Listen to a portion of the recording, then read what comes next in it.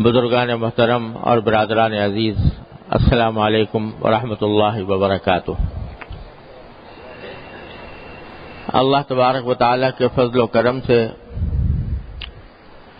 رمضان المبارک کا مہینہ ہم پر سایہ فگن ہونے والا ہے، اور انشاءاللہ اگلا جمعہ رمضان ہی کے اندر ہوگا۔ اللہ تبارک و تعالی ہمیں آپ کو رمضان کی رحمتوں اور برکتوں اور فضیلتوں سے پوری طرح مستفید ہونے کی توفیق عطا فرمائے۔ رمضان کے آنے سے پہلے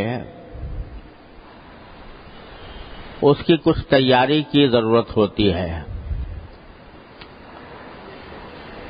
عالم اسلام کے مختلف مقامات پر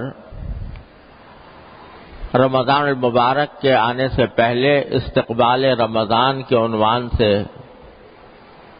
کچھ محفلیں اور تقریبات منعقد ہوتی ہیں۔ وہ محفلیں اور تقریبات رمضان کے استقبال کے لیے اگر مفاسد سے خالی ہوں تو کوئی بری بات نہیں ہے۔ رمضان المبارک کے استقبال کا اس کی طرف اشتیاق کا اظہار، بشرطے کہ اس میں کوئی دوسرے مفاسد نہ ہوں۔ لیکن اصل رمضان کا استقبال یہ ہے کہ انسان اس مبارک مہینے سے فائدہ اٹھانے کے لیے اپنے آپ کو تیار کرے۔ اس کے لیے ضروری ہے کہ انسان یہ سمجھے کہ رمضان المبارک کا مقدس مہینہ جو آنے والا ہے، یہ اللہ تبارک و تعالی نے کس انداز سے ہم پر فرض کیا ہے، اور اس کے پیچھے کیا کیا حکمتیں ہیں۔ پہلی حکمت جو رمضان المبارک کے لیے اگر غور کیا جائے تو سمجھ میں آتی ہے کہ اللہ تبارک و تعالی نے انسان کو اس کائنات میں پیدا کیا، اور صبح سے لے کر شام تک ہم دیکھتے ہیں کہ انسان دنیا میں آتا ہے، بچہ ہوتا ہے، جوان ہوتا ہے، بوڑھا ہو جاتا ہے، اور پھر دنیا سے رخصت ہو جاتا ہے۔ یہ کیوں پیدا کیا جا رہا ہے انسان کو دنیا میں، جبکہ ایک دن اس کو جانا بھی ہے؟ تو اللہ تبارک و تعالی نے اس آیت کریمہ میں جو میں نے ابھی آپ کے سامنے تلاوت کی، اللہ تبارک و تعالی نے انسان کی تخلیق کا، اس کی پیدائش کا، دنیا میں آنے کا مقصد بیان کیا ہے، بالکل دو ٹوک الفاظ میں، واضح الفاظ میں، جس میں کوئی ایچ پیچ نہیں، کوئی پوشیدگی نہیں۔ فرمایا وَمَا خَلَقْتُ الْجِنَّ وَالْإِنسَ إِلَّا لِيَعْبُدُونَ، میں نے جنات اور انسانوں کو کسی اور کام کے لیے پیدا نہیں کیا، صرف اس لیے پیدا کیا تاکہ میری عبادت کریں، میری بندگی کریں۔ تو اللہ تبارک و تعالیٰ نے دو ٹوک الفاظ میں انسان کے اس دنیا میں آنے کا مقصد یہ بتا دیا کہ اللہ تبارک و تعالیٰ کی عبادت کریں۔ سوال پیدا ہوتا ہے کہ عبادت تو پہلے فرشتے بھی کرتے تھے، انسان کو جب تک دنیا میں نہیں بھیجا گیا تھا، پیدا نہیں کیا گیا تھا، تو فرشتے بھی اللہ تعالیٰ کی عبادت میں لگے ہوئے تھے۔ چنانچہ جب اللہ تبارک و تعالیٰ نے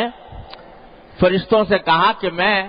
زمین کے اندر اپنا خلیفہ پیدا کرنے والا ہوں، یعنی انسان پیدا کرنے والا ہوں، تو فرشتوں کو تعجب ہوا کہ آپ کیوں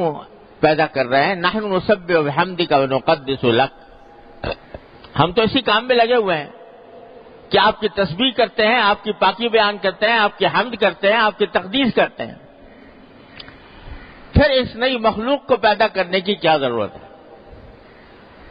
تو بڑا خوبصورت جواب دیا اللہ تبارک و تعالی نے فرشتوں کو کہ انی اعلم ما لا تعلمون، میں جانتا ہوں جو وہ باتیں جو تم نہیں جانتے۔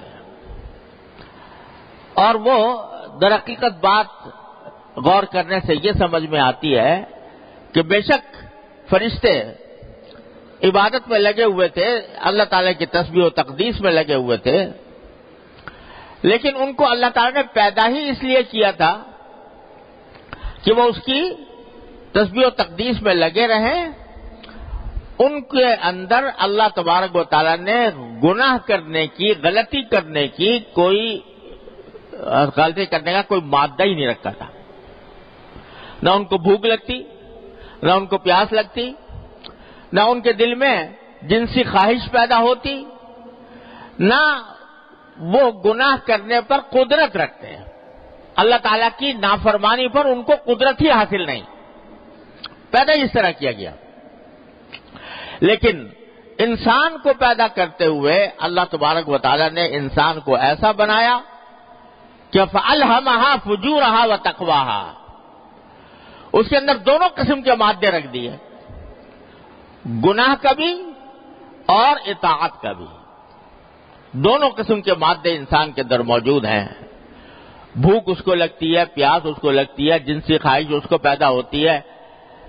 اور خواہشات کا ایک اچھا خاصا لامتناہی سلسلہ ہے جو انسان کے دل میں پیدا ہوتا رہتا ہے۔ یہاں اللہ تبارک و تعالیٰ کو ایسی مخلوق پیدا کرنی تھی کہ جو گناہ کر سکتی ہے، لیکن اللہ تبارک و تعالیٰ کے حکم کی اطاعت میں کرتی نہیں۔ فرشتے تو وہ مخلوق تھے یہ گناہ کر ہی نہیں سکتے تھے، اللہ تعالیٰ کی نافرمانی کا ان کے اندر مادہ ہی نہیں تھا، لیکن انسان کو پیدا کرتے ہوئے اللہ تبارک و تعالیٰ نے اس کے اندر دونوں مادے رکھ دیے، اور یہ اس کو ایک آزمائش میں مبتلا کیا کہ گناہ کا راستہ بھی تمہارے لیے کھلا ہوا ہے اور ثواب کا راستہ بھی کھلا ہوا ہے۔ اب تم اپنی اختیار سے، اپنی سمجھ کو کام میں لے کر اگر گناہ کے راستے کو چھوڑو گے، اللہ تبارک و تعالیٰ سے ڈر کر اور اللہ تبارک و تعالیٰ کی اطاعت کے خیال سے اور ثواب کا راستہ اختیار کرو گے تو تم فرشتوں سے آگے نکل جاؤ گے، فرشتوں سے آگے نکل جاؤ گے، کیونکہ فرشتے گناہ پر قدرت نہیں رکھتے، اگر وہ گناہ سے بچ جائے تو ان کا کوئی کمال نہیں، لیکن انسان کے اندر گناہ کی صلاحیت موجود ہے، اس کے باوجود وہ گناہ نہیں کرتا، اس کے اندر نافرمانی کی صلاحیت موجود ہے مگر نافرمانی نہیں کرتا، اللہ تعالیٰ کی اطاعت میں زندگی گزارتا ہے، تو پھر اس کا مقام فرشتوں سے آگے بڑھ جاتا ہے۔ اس لیے ہم نے باری تعالیٰ فرماتے ہیں میں نے پیدا کیا جنات کو اور انسان کو اس کام کے لیے، صرف ایک کام کے لیے ہے، ما خلقت الجن والانس، میں نے جنات اور انسانوں کو پیدا نہیں کیا الا لیعبدون، مگر ایک ہی کام کے لیے ہے کہ وہ میری عبادت کرے۔ اب عبادت کا جو اصل مفہوم ہے وہ تو یہ ہے کہ انسان اللہ تعالیٰ کے سامنے سجدے کرے، رکوع کرے، نماز پڑھے، اس کا ذکر کرے، اس کے کلام کی تلاوت کرے، اللہ تبارک و تعالیٰ کے ذکر میں اپنی زندگی گزارے، اصل عبادت تو یہ ہے۔ لیکن اللہ تبارک و تعالیٰ نے اپنے فضل و کرم سے انسان کے لیے ایک آسانی یہ پیدا فرما دی کہ اگرچہ تمہاری تخلیق کا بنیادی مقصد تو یہ عبادت کرنا تھا، لیکن تمہیں بھوک بھی لگتی ہے، پیاس بھی لگتی ہے، تمہارے ساتھ بشری تقاضے بھی لگا دیے ہم نے اور بشری ضروریات بھی تم سے وابستہ ہیں، اس واسطے تمہیں اجازت دے دی ہے کہ ٹھیک ہے تم اس کام کو ان کی خواہشات کو اور اپنی ضروریات کو پورا کرنے کے لیے دوسرے کام کی تمہیں اجازت ہے، روزی کمانے کی تمہیں اجازت ہے، تجارت کی تمہیں اجازت ہے، زراعت کی تمہیں اجازت ہے، اور کہیں اگر ملازمت کے ذریعے روزی کمانی ہو تو اس کی تمہیں اجازت ہے۔ یہ اجازت دے دی ہے تمہاری ضروریات کو مد نظر رکھتے ہوئے، یعنی اصل تقاضا تو یہ تھا کہ جب پیدا کیا تھا صرف عبادت کے لیے تو آدمی دن رات صبح سے لے کر شام تک مسلسل عبادت ہی میں لگا رہے اور کوئی کام نہ کرے، لیکن چونکہ ساتھ انسان کی ضروریات وابستہ ہے لہذا اجازت دے دی کہ بھائی تجارت بھی کر لو، روزی کمانے کے لیے کوئی بھی طریقہ اختیار کر لو، حلال طریقہ، لیکن اس طرح کرو کہ رجال اللہ تلیہم تجارت ولا بیع عن ذکر اللہ، ایسے بن جاؤ کہ تمہاری تجارت ہو یا تمہاری خرید و فروخت ہو یا ملازمت ہو یا کوئی بھی کام ہو، وہ اللہ کی یاد سے تمہیں غافل نہ کرے۔ تجارت کرو مگر اس طرح کرو جیسے اللہ نے بتایا، ان حدود میں کرو جو اللہ تعالی نے قائم کی ہے، حلال اختیار کرو، حرام سے بچو، اور تجارت میں منہمک ہو کر اللہ کو بھول نہ بیٹھو۔ رجال اللہ تلہیہم تجارت ولا بیع عن ذکر اللہ۔ چنانچہ جب تجارت کے عین درمیان وقت آ جائے، اللہ تعالیٰ کی طرف سے پکار ہو، حی علی الصلاح حی علی الفلاح، تو پھر اس کو چھوڑ کے نماز کی طرف چلے جاؤ۔ تو کچھ پابندیوں کے ساتھ تمہیں یہ سارے کام دنیا کی ضروریات پوری کرنے کی اجازت ہے، یہ اجازت دے دی۔ اب انسان ہوتا یہ ہے کہ جب اجازت مل گئی، تجارت کی اجازت مل گئی، ملازمت کی مل گئی، کاشتکاری کی مل گئی، اور اپنے دوست احباب کے ساتھ ملاقاتیں کرنے کی مل گئی، ان کے ساتھ خوش طبعی کی اجازت بھی مل گئی، تو اب انسان جو ہے بسا اوقات اس میں اتنا منہمک ہو جاتا ہے اس کام میں کہ اللہ تبارک و تعالیٰ کو یاد کرنے اور اس کے ذکر کا جو حق تھا وہ ادا نہیں ہو پاتا۔ صبح سے لے کے شام تک ایک ہی دماغ پر چکی چل رہی ہے کہ کس طرح میں اپنے پیسوں میں اضافہ کروں، کس طرح اپنے عیش و آرام میں اضافہ کروں، دن رات اسی فکر میں انسان بدمست ہے۔ تو اس کا نتیجہ کیا ہوتا ہے کہ عبادت کا جو اصل کام تھا